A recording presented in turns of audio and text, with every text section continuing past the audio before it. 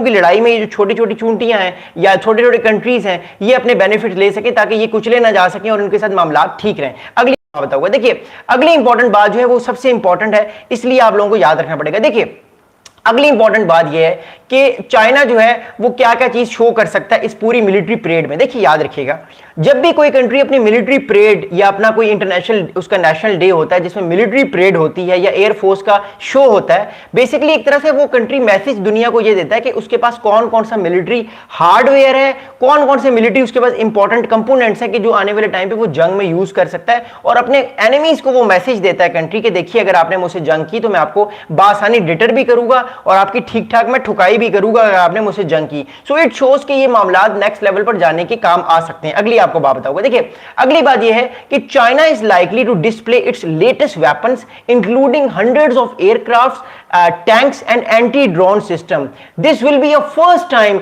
its military new force structure is being fully showcased in a parade. तो China जो है उसके बारे में अभी तक हमारे पास स्पेकुलेशन आ रही है कि चाइना इस पूरी मिलिट्री डे परेड में जो है अपने एंटी ड्रोन सिस्टम, यानी जो ड्रोन को गिराने के काम आती हैं डिफेंस सिस्टम, वो अपने नए फाइटर जेट्स, जिसमें हो सकता है जेट 35A भी फाइटर जेट्स हों जो पाकिस्तान को देने वाला है। इसके अलावा टैंक्स जो है वो हाईली इक्विपमेंट टैंक्स की बात हो रही है, वो टैंक्स जो है वो चाइना जो है वो दे सकता है। फिर इसके अलावा और new military command structure show करा सकता है चाइना आने वाले टाइम पे, जिससे चाइना की मिलिट्री सुपीरियरिटी दुनिया के सामने आएगी, खासतौर पर ईस्ट एशियन कंट्रीज में। और इससे एक तरह से कंट्रीज को ये पता चलना शुरू होगा कि चाइना की जो आर्मी है ये बड़ी मॉडर्न आर्मी है, और चाइना जो है वो आने वाले वक्त में अपनी आर्मी के साथ दुनिया को जो है वो कहीं ना कहीं टक्कर दे सकता है। एक बड़ी अच्छी बुक मैं आपको रिकमेंड करूंगा, क्योंकि मैं भी आप लोगों से बात कर रहा हूं, एक अच्छी मैं बुक रिकमेंड ये करूंगा आपको। एक किताब है, उसका नाम है active defence, Chinese military strategy from 1949 to 2017। Again मैं इस किताब का नाम आपको रिकमेंड करूंगा, आप किताब लाजमी पढ़िएगा। ये चाइना की मॉडर्न मिलिट्री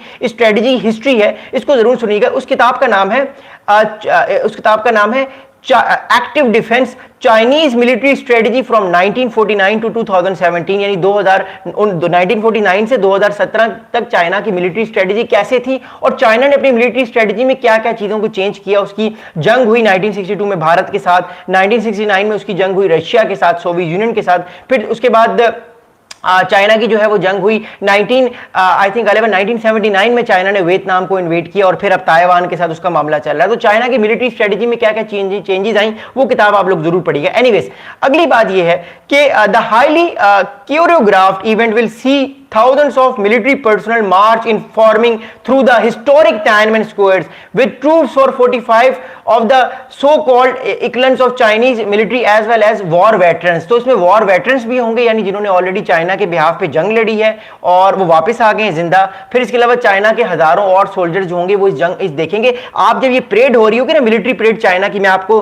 वो लाइव सिनेरियोज, वो लाइव सिस्टम्स दिखाऊंगा। मेरी लाइव ट्रांसमिशन जारी रहेगी, जब एक तरफ चाइना की मिलिट्री परेड हो रही होगी तो मैं आपको वो चीजें लाइव दिखाऊंगा। अच्छा, इसके साथ साथ इस पूरी मिलिट्री परेड का मुआयना किया जाएगा, जो खुद प्रेसिडेंट शी जिनपिंग करेंगे, अपनी फोर्सेस के साथ खिताब करेंगे। आपने देखा है ना, कई बार मिलिट्री परेड हो रही होती है, शी जिनपिंग एक गाड़ी में खड़े हुए होते हैं, एक माइक लगा होता है, उस माइक पे वो बोल रहे होते हैं। तो इस तरह वो अपनी फौजों का मुआयना कर रहे होते हैं और देख रहे होते हैं कि ये फौज, चाइना की ये फौज, उनकी ये फौज जो उनकी कमांड के अंदर है, ये कितनी कैपेबल है कि आने वाले टाइम पे सकती है किसी भी कंट्री से, मोस्ट प्रोबेबली अगेंस्ट ताइवान या against America in the next 10 और 15 ईयर्स। अगली आपको बात बताऊंगा। देखिए अगली बात यह है, जो बहुत इंपॉर्टेंट बात यह है कि किम जोंग उन साहब 6 साल बाद चाइना का दौरा कर रहे हैं। It's been 6 years since Kim Jong-un from North Korea has last attended an event to mark the 70th anniversary of diplomatic ties between the two countries in 2019। तो 19 में लास्ट टाइम जो है वो किम जोंग उन साहब जो है वो China गए थे। ये तकरीबन 7 साल बाद जो है वो तकरीबन 6 साल बाद जो है वो किम जोंग उन साहब जो है वो जा रहे हैं चाइना इस मिलिट्री परेड को देखने। तो इट शोज के नॉर्थ कोरिया एक तरह से चाइना का एक बड़ा इंपॉर्टेंट इंग्रेडिएंट है, एक बहुत इंपॉर्टेंट एलाय है जिसको चाइना बड़े क्लोजली देखता है, और चाइना चाहता है कि किम जोंग उन जो है वो चाइना के इंटरेस्ट का आने वाले टाइम पे ख्याल रखें और साउथ कोरिया को और अमेरिकन फोर्सेस को चेक करते रहे पूरे साउथ एशिया पैसिफिक में। बिकॉज मैं आपको कई बार बता चुका हूं कि अब अगर कोई जंग होती है अगले 10 या 12 साल में ताइवान पे या साउथ चाइना सी, स्पार्टन आइलैंड पे या जापानीज सिंकाकू आइलैंड पे, तो वो चाइना अकेला नहीं लड़ेगा, रशियन फोर्सेस और मोस्ट प्रोबेबली नॉर्थ कोरिया की जो फौजें होंगी वो चाइना के शाना बशाना उसके साथ ही जंग लड़ेंगी। अगली आपको बात बताऊंगा। देखिए वेस्टर्न लीडर्स जो हैं वो चाइना से कुछ नाराज हैं। अब वेस्टर्न लीडर्स में सारा यूरोप मैं नहीं कहूंगा, मैं मोस्टली नेटो कंट्रीज कहूंगा, जो कि जनरली तौर पे नाराज हैं इस टाइम जो है चाइना से, क्योंकि उनको ये लगता है कि चाइना जो है वो यूक्रेन रशिया वॉर में रशिया की सपोर्ट कर रहा है। और हमें इस चीज की बात नजर भी आती है बिकॉज चाइना बहुत ज्यादा टिल्ट है इस टाइम रशिया की तरफ,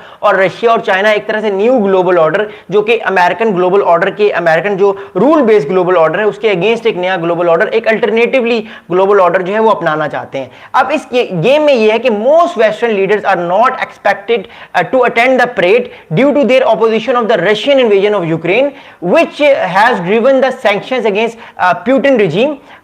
Beijing, however, has not criticized Putin's war and has been accused by the US and its allies of even aiding it, which it denies. Kim, on the other hand, has supplied both weapons and troops to the Russian invasion. तो एक तरह से Kim Jong Un जो है वो अपने 30-40 हजार फौजी रशिया में भेज चुके हैं। चाइना जो है वो एक तरह से रशिया को सपोर्ट करता है, डिप्लोमेटिकली क्लाउड देता है। इसके अलावा चाइना जो है वो तेल का सबसे बड़ा जो है वो इंपोर्टर है, रशिया का सबसे ज्यादा जो तेल लेता है वो चाइना लेता है। तो चाइना जो है वो एक तरह से रशिया की इकोनॉमी को बूम भी कर रहा है, तो रशिया उस पैसे से जो है वो अपने हथियार लेता है और इस जंग को कंटिन्यू करता है, जिससे अमेरिका कहता है कि चाइना जो है वो हेल्प कर रहा है जो है रशिया की। यही इल्जाम जो है वो इंडिया पे भी लगता है। तो ये सारी चीजें तो ये कंट्रीज अपनी इकोनॉमी को बेहतर करने के लिए करते हैं, लेकिन ऑब्वियसली इनडायरेक्टली ये जंग में सपोर्ट भी करते हैं, मतलब इनके पैसों की हेल्प से ही रशिया जो है वो हथियार लेता है और वो मोर इंपॉर्टेंटली अटैक्स करता है यूक्रेन पे। अभी कुछ दिनों पहले एक बहुत बड़ा ड्रोन अटैक हुआ यूक्रेन पे, जिसके बारे में मैंने आपसे जिक्र भी किया था। अगली आपको बात होगा, देखिए अब जिन कंट्रीज का विजिट करेंगे वो तो मैंने आपको बता दिया है। अगली बात आपको बताऊंगा कि क्या है। देखिए अगली बात यह है कि Modi sahab is not going to attend this meeting. Modi sahab जो है वो इस मीटिंग को अटेंड नहीं करेंगे। ये एक बहुत इंपॉर्टेंट चीज है कि मोदी साहब इस मीटिंग को क्यों अटेंड नहीं करेंगे, वो मैं आपको बताऊंगा। देखिए मोदी साहब का कहना यह है कि वो इस मीटिंग को अटेंड इसलिए नहीं करना चाहते, या इस मीटिंग को वो अटेंड इसलिए नहीं करेंगे because according to him America जो है वो इस टाइम इस चीज से खुश नहीं होगा। ऑलरेडी वो बड़े हॉट वाटर्स में है।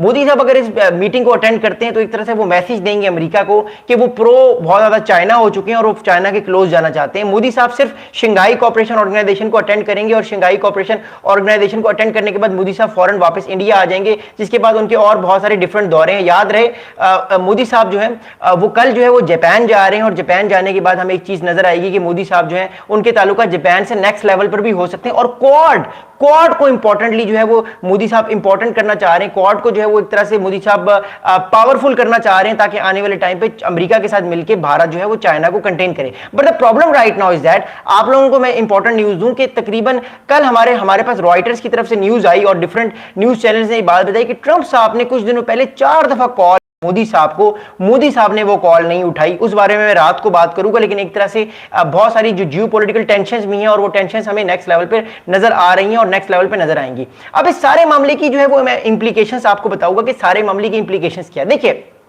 पहली बात तो तय है कि चाइना रशिया के साथ मिलके, नॉर्थ कोरिया के साथ मिलके, अपने अलाइज के साथ मिलके नए अलाइज बनाना चाह रहे हैं और एक नया ब्लॉक करने की कोशिश कर रहा है। ये बात अब तय हो चुकी है और वो अमेरिकन लेड ग्लोबल ऑर्डर को चैलेंज करना चाह रहा है। अब China American led global order को चैलेंज कैसे कर रहा है वो मैं आपको बताऊंगा। देखिए पहली बात तो ये कि चाइना के पास इस टाइम, चाइना ब्रिक्स का हिस्सा है, चाइना के साथ डिफरेंट अलाइज चाइना के हैं जिसमें रशिया है, इंडिया भी एक तरह से ग्लोबल साउथ का ही हिस्सा है, तो इंडिया भी ब्रिक्स में है। फिर चाइना का एक बहुत बड़ा इंपॉर्टेंट, चाइना और रशिया का एक बहुत इंपॉर्टेंट लीडिंग एक ग्लोबल नया ब्लॉक है जिसका नाम है एससीओ, शंघाई कोऑपरेशन ऑर्गेनाइजेशन, जो एक तरह से पॉलिटिकल और जियोग्राफिकली जो भी सिक्योरिटी कंपटीशन चल